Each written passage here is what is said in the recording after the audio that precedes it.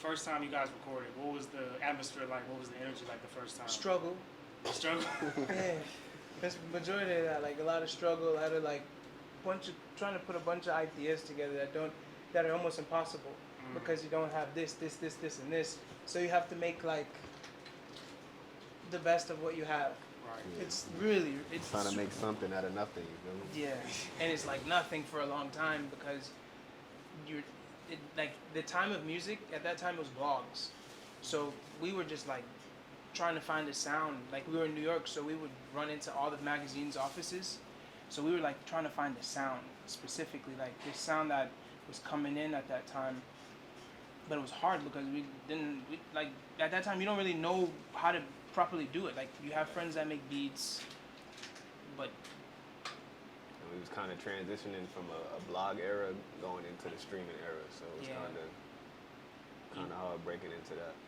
and you don't know, like us being like very like eccentric artists, we have a sound, but it's really difficult to captivate if you don't find that one person. Like it took us years. It took us what? When we got mono, when we connected with Romano, that's when we found the sound.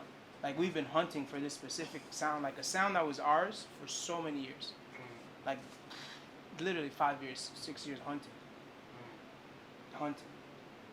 Because we knew how to rap, we knew how to do like all the things. We could put good records together, but to get a grade A, high grade record, like music, real music that can move, it had to be like a missing piece. Right. So like, as far as like describing a sound, because there's so many different sounds today. Yeah. Just the revolution, you know how things go, like this, the world and stuff like that. The sound that you guys have, how would you both describe it? Like Stress sound. This is medicine. Medicine is our sound. You go high and low, you're never gonna find it. And then to make it work with a duo, it's not hard as an individual, but as a duo, for you guys to be like, nah, this is the type of music we about to make. That's what speaks volumes for us. So it's like it's so many moving components to make the kind of music that we wanted to. Our dream was to make, because at that time we're listening to Kanye West, and he was so evolution. Right. Like he kept evolving. Right. He'll drop an album, like we wouldn't even be able to be like, what? Like you would hear it and you would thought it was coming from the last album, but it was nothing like that. It's a whole nother sound. Whole different sound. Same with Pharrell too. But Pharrell was when we were younger. Like we really were embedded at that time. That's when Kanye was doing in New York. When we were roaming, it was when Kanye was coming in. Then they brought in the Travis. We watched Travis come alive. Then we saw Thug come alive. Then we saw them combine it. Right. So then it just puts you in a place like, damn, like what's going on? Stuff be moving so fast, and it's like you're trying to catch wind and try to figure out like, all right, so how do I mold these different elements and put them into my own thing? You know what I'm saying? With anything you're doing.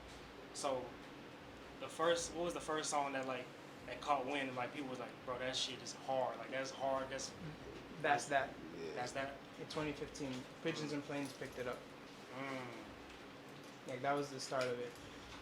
So, we all get excited for things, right? So what was like you guys' reaction? I'm already kind of knowing, but I want you guys to, It was big because at that time, if you got put on like we saw a lot of guys come up. Like we saw Earth Gang come up from there. We saw freaking Brockhampton happen.